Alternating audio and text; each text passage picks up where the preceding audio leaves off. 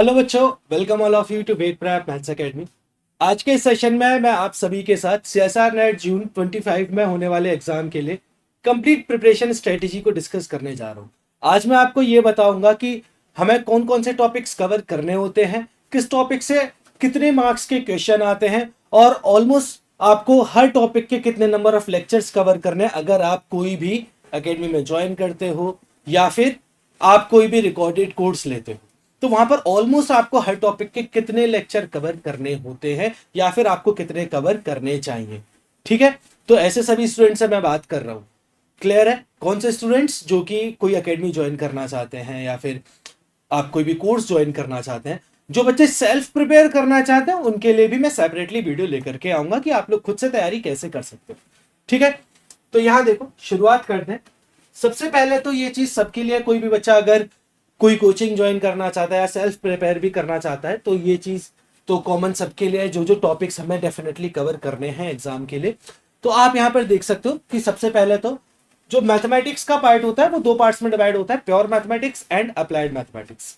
ठीक है, तो प्योर मैथमेटिक्स की अगर मैं बात करूं तो हमारे पास यहाँ पर टोटल 4 टॉपिक है।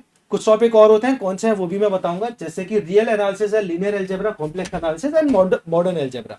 अब मॉडर्न अलजेब्रा के अंदर भी 2 टॉपिक आ जाते हैं, ring theory and group theory, तो उन्हें मिला करके कंप्लीट मॉडर्न अलजेब्रा बनता है। फिर फंक्शनल एनालिसिस भी एक पार्ट होता है। ठीक है, मैट्रिक्स स्पेसेस ये भी एक पार्ट होता है। फंक्शनल एनालिसिस का भी कंप्लीट पोर्शन हमें नहीं पढ़ना होता, जो टोपोलॉजी पोर्शन होता है वो पढ़ना होता है। लेकिन क्या वो जरूरी है एग्जाम पॉइंट ऑफ व्यू से? वो जरूरी नहीं है। क्यों जरूरी नहीं है? सबसे पहले तो आप यहां पर ऐसे समझो, जैसे रियल एनालिसिस है तो अकेला जो रियल एनालिसिस है वो एग्जाम के अंदर 65 से 70 मार्क्स का पूछा जाता है। Up to 60 to 65 to 70 marks तक का सिर्फ रियल एनालिसिस से ही पूछ लिया जाता है। और वही लीनियर अलजेब्रा का अगर आप वेटेज देखोगे तो एग्जाम के अंदर 50 टू 55 मार्क्स तो यहीं से आते हैं। मतलब इतने नंबर ऑफ मार्क्स या फिर इतने नंबर ऑफ क्वेश्चन जो है यहीं से पूछे जाते हैं। रियल एनालिसिस से कितने मार्क्स के क्वेश्चन आ रहे हैं? 60 टू 70 मार्क्स। अब लीनियर अलजेब्रा से कितने मार्क्स के क्वेश्चन आ रहे हैं? 50 टू 55 मार्क्स। तो आप यार यहीं देख सकते हो अप टू 110 से लेकर के 120 125 मार्क्स तक तो यही इन 2 टॉपिक से पूछ ले जाते हैं सीएसआर नेट के एग्जाम के अंदर। क्वेश्चन पेपर कितने मार्क्स का होता है? 200 मार्क्स का होता है, जहां पर 120 मार्क्स के क्वेश्चन तो सिर्फ 2 टॉपिक से ही पूछ ले जा रहे हैं, रियल एनालिसिस और लीनियर अलजेब्रा। और जहां पर हमेशा हर बार गारंटी होती है कि 120 मार्क्स पर तो डेफिनेटली आपका जेआरएफ क्लियर हो जाएगा। तो अगर 120 मार्क्स पर ही जेआरएफ क्लियर हो जाता है ऑलमोस्ट हर साल, ये तो इतने मार्क्स पर गारंटी होती है। कट ऑफ इससे भी थोड़ी कई बार 2-4 नंबर कमी होती है, 10 नंबर कमी होती है, लेकिन 120 पर तो डेफिनेटली गारंटी होती है कि जेआरएफ क्लियर हो जाएगा। और 120 मार्क्स के क्वेश्चन तो 2 ही टॉपिक से पूछ लिए जाते हैं, हर साल होता है ऐसा। तो ये 2 टॉपिक बहुत इंपॉर्टेंट है। अगर आप कॉम्प्लेक्स एनालिसिस की बात करोगे तो 30 टू 32 मार्क्स के क्वेश्चन कॉम्प्लेक्स एनालिसिस से आते हैं। और मॉडर्न अलजेब्रा जिसमें ग्रुप थ्योरी और रिंग थ्योरी, अगर आप इन्हें मिलाकर के बात करोगे तो 35 टू 38 मार्क्स के क्वेश्चन मॉडर्न अलजेब्रा से पूछे जाते हैं। ठीक है, तो आपको खैर यहीं से नजर आ गया होगा कि अगर आपको सीएसआर नेट की तैयारी करनी है तो आपको पूरा सिलेबस पढ़ने की तो जरूरत नहीं है यहां पर। ठीक है, अगर आप रियल एनालिसिस पूरा करते हो, लीनियर अलजेब्रा पूरा करते हो, ठीक है, और उसके साथ साथ अगर आपने कॉम्प्लेक्स या फिर मॉडर्न अलजेब्रा इन 2 टॉपिक से किसी एक टॉपिक को भी रख लिया और ये 3 टॉपिक बहुत अच्छे से करे, आपने ऐसे करे कि आप यहां पर ज्यादा से ज्यादा 1 या 2 क्वेश्चन ही गलत करके आओगे या फिर 1 या 2 क्वेश्चन ही छोड़ के आओगे, बाकी सारे अटेम्प्ट करके आओगे, तो तब तो डेफिनेटली आपके जेआरएफ क्लियर होने की गारंटी होती है ना। ठीक है, लेकिन बस एक ही यहां पर कंडीशन है कि अगर आप ये 3 टॉपिक कर रहे हो तो फिर इतने अच्छे से करने हैं आपको कि इनके क्वेश्चन आपसे छूटे ना एग्जाम के अंदर। ठीक है ना, क्लियर है ये चीज? और अगर मैं यहां पर अप्लाइड मैथमेटिक्स की बात करूं तो अप्लाइड मैथमेटिक्स में हमारे पास ordinary differential equation, partial differential equation, integral equation, calculus of variation and numerical analysis, ये मेजर टॉपिक्स हैं। हमारे पास लीनियर प्रोग्रामिंग भी एक टॉपिक होता है। ठीक है, कुछ बच्चे मार्कअप चेन भी पढ़ के जाते हैं वो 1-2 क्वेश्चन के लिए, लेकिन आप चाहो तो ना स्किप भी कर सकते हो। आप भले ही लीनियर प्रोग्रामिंग पढ़ लो, मैं आगे लीनियर प्रोग्रामिंग को भी डिस्कस करूंगा कि आप उसे कितने नंबर ऑफ डेज या फिर कितने नंबर ऑफ लेक्चर्स में कवर कर सकते हो। ठीक है, बट स्टिल ये हमारे पास अप्लाइड मैथमेटिक्स के मेजर टॉपिक है, जहां पर आप देख सकते हो ऑर्डिनरी डिफरेंशियल इक्वेशन में हर साल यहां से 20 से 23 मार्क्स के क्वेश्चन पूछे जाते हैं। ठीक है, पार्शियल डिफरेंशियल इक्वेशन से 15 टू 20 मार्क्स के क्वेश्चन यहां पर हमेशा ही पूछे जाते हैं। तो अगर आप अप्लाइड मैथमेटिक्स में ओडी पीडी ने कंबाइन करके कंप्लीट स्टडी करते हो तो अराउंड 43 मार्क्स के क्वेश्चन इन दोनों टॉपिक से बन रहे हैं ना, 43 मार्क्स के क्वेश्चन इन दोनों टॉपिक से आ रहे हैं। तो अगर आपने प्योर मैथमेटिक्स में रियल और लीनियर के अलावा आपने कुछ नहीं पढ़ा और आपको कुछ पढ़ना नहीं, बहुत बोर हो गए, तो आप अप्लाइड मैथमेटिक्स के ये दो टॉपिक तो साथ रख सकते हो ना, फिर ओडी और पीडी को साथ रख सकते हो। 43 मार्क्स का तो यहां से भी बन रहा है, 120 मार्क्स के यहां से क्वेश्चन आ रहे हैं रियल और लीनियर को मिला के, ठीक है। तो अराउंड 160 से अबव मार्क्स के क्वेश्चन आपको इन तीन टॉपिक से ही मिल जाएंगे ना, मतलब इन चार टॉपिक से। कौन कौन से हो गए? Real, linear, ओडीपीडी। ओडीपीडी को कंबाइन करके एक यूनिट समझो इन्हें आप, ठीक है। आप खुद समझ सकते हो ओडी और पीडी एक दूसरे से कितना ज्यादा लिंक होते हैं, तो इन्हें कंबाइन करके आप एक यूनिट समझ सकते हो। इस यूनिट में से 43 मार्क्स के क्वेश्चन आते हैं, ठीक है। तो आप देख सकते हो कि रियल, लीनियर एंड ओडीपीडी मिलाकर के ही आपका एग्जाम आप क्लियर कर सकते हो अच्छी रैंक के साथ, जेआरएफ भी क्लियर कर सकते हो, ठीक है। फिर स्टिल आपको कुछ प्रॉब्लम हो रही है तो फिर आप आगे बढ़ सकते हो। इंटीग्रल इक्वेशन, ये 10 to 12.5 मार्क्स का हर साल पूछा जाता है। सीओवी, ये भी 10 to 12.5 मार्क्स का हर साल पूछा जाता है। न्यूमेरिकल एनालिसिस, ये भी 10 से लेके 12.5 मार्क्स तक का हर साल ही पूछा जाता है, ठीक है। यहां पर आपको नंबर ऑफ लेक्चर्स भी कम कवर करने होते हैं, इनका सिलेबस इतना ज्यादा नहीं होता, ठीक है। और क्वेश्चन जो होते हैं, खास करके अगर मैं न्यूमेरिकल एनालिसिस और इंटीग्रल इक्वेशन की बात करूं, तो इसके क्वेश्चन सॉल्व हो जाते हैं एग्जाम के अंदर, लेकिन हाँ थोड़ा कैलकुलेटिव पोर्शन जरूर होता है। यहाँ पर कैलकुलेशन आपको करनी पड़ती है, तो उसकी आपको प्रैक्टिस करनी पड़ेगी, ठीक है। जितना ज्यादा प्रैक्टिस करोगे उतना ही ज्यादा फिर आप इंप्रूव कर पाओगे यहाँ पर। तो देखो, मैंने आपको ये बता दिया कौन कौन से टॉपिक कवर करने हैं, कौन कौन से टॉपिक से कितने कितने मार्क्स के नंबर ऑफ क्वेश्चन आते हैं। तो अगर मान लो आपका रियल का कुछ पोर्शन थोड़ा वीक है, लीनियर का कुछ पोर्शन थोड़ा वीक है ना, तो फिर उसे आप कवर करने के लिए उन पोर्शन के जो मार्क्स आपके रह जाएंगे उन्हें कवर करने के लिए फिर आप इंटीग्रल इक्वेशन, सीओवी, एनए, या फिर एनए भी छोड़ दो, इंटीग्रल इक्वेशन और सीओवी ये पढ़ सकते हो ना थोड़ा, क्योंकि इन दोनों को मिलाकर के 25 मार्क्स तक का एग्जाम के अंदर आ रहा है ना, इन दो टॉपिक को मिलाकर के। और बहुत छोटे टॉपिक होते हैं, एक वीक के अंदर आप इन्हें कवर कर सकते हो, ठीक है। विद इन अ वीक दोनों टॉपिक यहाँ पर कवर हो जाता है। मतलब न्यूमेरिकल एनालिसिस को भी, इन तीनों टॉपिक को आप within a week cover कर सकते हो, ठीक है। तो आपको फिर अपनी खुद से स्ट्रेटेजी बनानी है।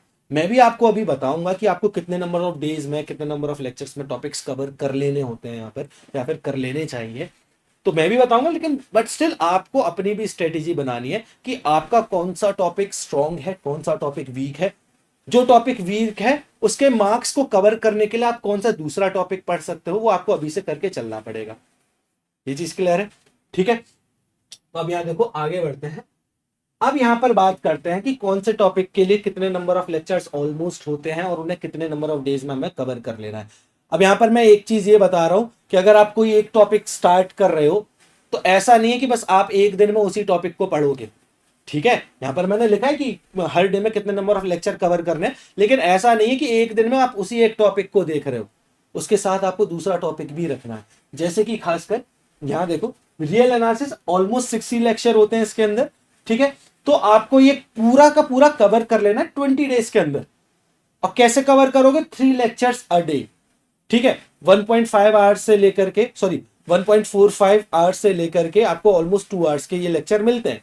ऑलमोस्ट हर जगह ऐसे ही सिनेरियो होता है, 1 घंटे 45 मिनट से लेकर 2 घंटे तक के लेक्चर्स होते हैं। तो ऑलमोस्ट आपको ये 3 लेक्चर्स अ डे डेफिनेटली देखने। ऐसा अगर आप करते हो तो 20 डेज में ये कवर हो जाएगा। लेकिन क्या सिर्फ 20 डेज में फिर रियली कवर करोगे क्या?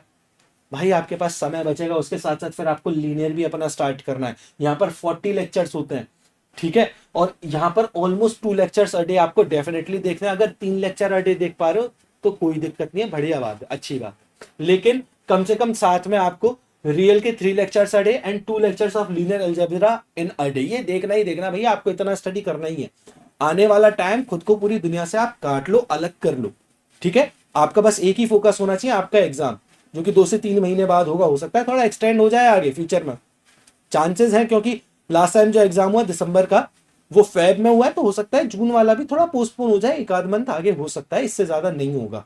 बट फिर भी आपको, अगर आप अभी से स्टार्ट कर रहे हो तो इतना काम तो डेली करना है। दुनिया से आपको कट के रहना है, आपका एक ही काम होना चाहिए, पढ़ाई करना। बस खाना है, पीना है, सोना है और पढ़ाई करनी है, ठीक है। तो ये तो मैं लेक्चर्स देखने की बात बता रहा हूं, आपको इनका रिवीजन का भी समय निकालना है। लेकिन जो मैं बता रहा हूं उतना तो आपको कम से कम करना ही करना है, डेली करना है, ठीक है। तो आप लीनियर और रियल एनालिसिस को साथ में स्टार्ट कर सकते हो। रियल के आपको 3 लेक्चर्स अ डे देखने हैं, लीनियर अलजेब्रा के आपको कम से कम 2 लेक्चर्स अ डे डेफिनेटली देखने हैं, ठीक है। कॉम्प्लेक्स एनालिसिस जिसके अंदर 30 लेक्चर्स होते हैं, यहां पर भी आपको 3 लेक्चर्स अ डे देखोगे, 10 दिन में ये कवर हो जाएगा, ठीक है। फिर आगे बढ़ो, ग्रुप थ्योरी, यहां पर आपको अराउंड 30 टू 33 लेक्चर्स मिलते हैं, तो 10 11 दिन में ये भी कवर कर सकते हो 3 लेक्चर्स अ डे देख करके। डेली आपको ये कंटिन्यूटी मेंटेन करनी है। और जो बचेगा टाइम है ना, ऐसा नहीं है लेक्चर्स देख लिया और फिर खत्म कर दिया आपने, बचे हुए टाइम में आपको रिवीजन करना है, आपको डेली समय निकालना होगा कि फिर अब हमने लेक्चर तो देख लिए, अब लेक्चर से रिलेटेड हम लोग क्वेश्चन भी करें, क्वेश्चन प्रैक्टिस भी करें, इतना काम आपको डेली करना है, ठीक है। रिंग थ्योरी जिसके अंदर अराउंड 21 लेक्चर्स होते हैं, ठीक है, तो इसे आप 7 डेज में कवर कर लो, बहुत अच्छा रहेगा, 3 लेक्चर्स अ डे देख करके इसे कवर कर लो, ठीक है। मोरोवर अगर आप ग्रुप और रिंग को साथ लेके चलोगे तो अच्छा रहेगा, खैर दोनों टॉपिक बहुत लिंक होते हैं। अदरवाइज पहले ग्रुप थ्योरी देख लेना, जिनको थोड़ी दिक्कत होती है ना ग्रुप और रिंग में, तो पहले ग्रुप थ्योरी कंप्लीट देखना, ठीक है, उसके बाद अपना रिंग स्टार्ट करेगा। तो इस आप 7 डेज में ये कंप्लीट कर सकते हो 3 लेक्चर्स अ डे देख करके। तो ये तो हमारा पूरा प्योर मैथमेटिक्स का ब्यौरा है, आप कितने नंबर ऑफ डेज में कितने नंबर ऑफ लेक्चर्स देख करके कंप्लीट कर सकते हो, ठीक है। नेक्स्ट, अब यहां पर अगर मैं अप्लाइड मैथमेटिक्स की बात करूं तो ऑर्डिनरी डिफरेंशियल इक्वेशन जिसके अंदर अराउंड आपको 39 टू 40 लेक्चर्स मिलते हैं, जिसे आप 13 टू 14 डेज में, मतलब 2 वीक्स के अंदर डेफिनेटली काफी अच्छे से कवर कर सकते हो 3 लेक्चर्स अ डे देख करके। साथ साथ आपको देखो क्या करना है, ऐसा नहीं है कि आप एक दिन में एक ही टॉपिक पढ़ रहे हो, बोर हो जाओगे, डेली नहीं पढ़ पाओगे, तो आपको दूसरे टॉपिक का भी स्पेस वहां निकाल करके रखना है। जैसे आप चाहो तो साथ में फिर पीडी भी स्टार्ट कर सकते हो, ठीक है। 3 लेक्चर ओडी के देखे, 2 लेक्चर पीडी के देखे, और अगर आप ऐसा करोगे, मान लो जैसे यहाँ पर पीडी के 21 लेक्चर्स हैं, आप 2 लेक्चर्स अ डे पीडी के देख रहे हो, 10 दिन में कवर कर लोगे ना, फिर भी 10 दिन में ये हम आपकी पीडी तो खत्म हो जाएगी, ठीक है। ओडी के कुछ लेक्चर्स बचेंगे, वो देखते रहना आप लोग। अदरवाइज अगर आप यहाँ पर 3 लेक्चर्स अ डे पीडी के भी देखते तो 7 दिन में आप पीडी भी कवर कर पाओगे। ये चीज क्लियर है, ठीक है। नेक्स्ट, इंटीग्रल इक्वेशन और कैलकुलस ऑफ वेरिएशन। अभी तक सोच रहे होगे ना यार इतना सारा पढ़ना है, यहाँ देखो इतना ज्यादा भी नहीं पढ़ना होता, जैसे कि खासकर इंटीग्रल इक्वेशन और सीओबी 5-5 लेक्चर्स के ये टॉपिक होते हैं। सिलेबस एक बार आपको जरूर देखना है, सिलेबस मैं भी डिस्कस करूंगा, पूरा डिटेल में डिस्कस करूंगा। अभी तो मैंने इतना बताया कि किस टॉपिक से कितने मार्क्स के क्वेश्चन आते हैं, डिटेल में सिलेबस भी मैं डिस्कस करूंगा आप सभी के साथ, ठीक है। तो इंटीग्रल इक्वेशन एंड सीओबी, इन दोनों को मिलाकर के अराउंड 10 लेक्चर्स की ये पूरी एक यूनिट बनती है, ठीक है। तो आप 2 दिन में ये कवर कर सकते हो चाहो तो, ठीक है। अदरवाइज थोड़ा रिलैक्स लेकर के करना है तो 3 टू 4 डेज में तो डेफिनेटली कवर हो जाएगा। क्लियर है ये? 5 लेक्चर इंटीग्रल इक्वेशन के, 5 लेक्चर सीओबी के, तो आप चाहो तो 5 लेक्चर जो इंटीग्रल इक्वेशन के वो 2 दिन में कवर हो जाएंगे, और सीओबी की जो 5 लेक्चर है वो भी 2 दिन में कवर हो जाएंगे, तो 3 टू 4 डेज में डेफिनेटली ये कवर हो जाएगी यूनिट। एलपीपी, एलपीपी के 3 ही लेक्चर आपको देखने हैं, ठीक है। पूरा देखो, आपको एलपीपी उतना पढ़ना है जितने मार्क्स के क्वेश्चन बस आ रहे हैं एग्जाम में, इससे रिलेटेड 2 से 3 क्वेश्चन आते हैं, वो सॉल्व होने वाले होते हैं, ठीक है। तो आपको पढ़ना भी खैर उतना ही है कि आपके बस वो क्वेश्चन कंप्लीट हो जाए, वो क्वेश्चन आपके सॉल्व हो जाए। अगर आपको प्योर में दिक्कत हो रही है या फिर अप्लाइड के इन ऊपर के टॉपिक्स में दिक्कत हो रही है, तो ओडी पीडी या फिर छोड़ो, अभी उनकी बात छोड़ो, इंटीग्रल इक्वेशन सीओबी और एलपीपी मिला के 13 लेक्चर बनते हैं, तो एक वीक में तो इन्हें भी काफी आसानी से कवर कर लोगे ना, 2 लेक्चर भी अगर देखोगे तो, ठीक है। अगर सिर्फ और सिर्फ 2 लेक्चर भी देखते हो, और 3 लेक्चर अगर आप देखोगे तो डेफिनेटली एक वीक से थोड़ा पहले ही कंप्लीट हो जाएंगे, ठीक है बच्चों, क्लियर है। तो आपको इतना टाइम तो अपना इन्वेस्ट करना है, और मैं बार बार कह रहा हूं आपको ये नहीं करना है एक दिन में एक ही टॉपिक पढ़ रहे हो, उसके साथ साथ फिर आपको दूसरा टॉपिक भी स्टार्ट करके रखना है। ये तो मैंने ऑन एन एवरेज बताया कि कितने नंबर ऑफ डेज में आप कंप्लीट कर लोगे, ठीक है, ये चीज क्लियर है। अब उसके साथ साथ आपको क्या करना है, जैसे जैसे आपके टॉपिक्स कंप्लीट होते जाएंगे आपको फिर उनके टेस्ट भी देने हैं। मोरोवर ये तो मैं पूरे टॉपिक की बात कर रहा हूं, जैसे जैसे एक टॉपिक के अंदर आपका सब टॉपिक भी कंप्लीट हो जाता है। जैसे मान लो रियल एनालिसिस के अंदर आप लोगों ने काउंटेबिलिटी अनकाउंटेबिलिटी का जो चैप्टर है, फर्स्ट यूनिट है, फर्स्ट चैप्टर जो, उसे अगर आपने कवर कर लिया तो उसके बाद तुरंत आपको टेस्ट सॉल्व करना है। फिर अगर आप पॉइंट सेट टोपोलॉजी जो सेकंड यूनिट आती है, सेकंड चैप्टर आता है, उसे कवर करते हो, उसके बाद फिर आपको दोबारा टेस्ट देना है, साथ साथ प्रीवियस का रिवीजन करके, ठीक है। प्रीवियस ईयर क्वेश्चन लगाते रहने हैं, ठीक है। प्रीवियस टेस्ट जो दिया होगा फर्स्ट चैप्टर का, उसका रिवीजन करने के बाद फिर आपको यहाँ पर सेकंड चैप्टर का टेस्ट देने के लिए जाना है। इसी तरीके से आपको हर यूनिट के अंदर, हर टॉपिक के अंदर ये चीज फॉलो करनी है। और फिर किस तरीके से फॉलो करनी है, मान लो अब रियल एनालिसिस आपकी पूरी हो गई, आप लास्ट टेस्ट देने जा रहे हो, तो उस लास्ट टेस्ट से पहले आपने जितने भी टेस्ट दिए उन सबका रिवीजन कर लेना है, सबका रिवीजन कर लेना है, फिर लास्ट टेस्ट देना है। उसके बाद फिर आपको एक और टेस्ट ऐसा मिलेगा जहां पर आपको पूरे ही यूनिट का एक कंबाइंड टेस्ट होगा, जिसमें आपको फिर सारे टेस्ट रिवाइज करने पड़ेंगे। अब ये मैं कौन से टेस्ट सीरीज की बात कर रहा हूं, जो मैथ्स एकेडमी आपको टेस्ट सीरीज प्रोवाइड कराती है, मैं उसकी बात कर रहा हूं। ठीक है, और अगर आप फर्दर कोई दूसरी भी टेस्ट सीरीज लेते हो तो वहां पर भी आपको ये पैटर्न फॉलो जरूर करना है। ठीक है, हर जगह ये पैटर्न आपको फॉलो करना है। तो ये पैटर्न अगर आप फॉलो करोगे तो डेफिनेटली एग्जाम के अंदर आप बहुत अच्छा परफॉर्म कर पाओगे और डेफिनेटली करके भी आओगे। लेकिन हाँ, आपको डेडिकेशन देना है, अपनी तैयारी में पूरी तरीके से आपको लग जाना है। सॉरी बच्चे। और फिर आपको देखो, जो आने वाले 3-4 महीनों का समय है खासकर, ये तो फिर कहीं और इन्वेस्ट करने की कोई जरूरत नहीं है। ये 3-4 महीने आपका आने वाला फ्यूचर डिसाइड कर सकते हैं। ये सोच करके चलना है, आपको मैनिफेस्ट करना है चीजों को कि आपका एग्जाम क्लियर होगा, आपका एग्जाम क्लियर होगा, जेआरएफ क्लियर होगा। ये चीज मैनिफेस्ट करके चलनी है। पावर ऑफ मैनिफेस्टेशन में बिलीव रखा करो।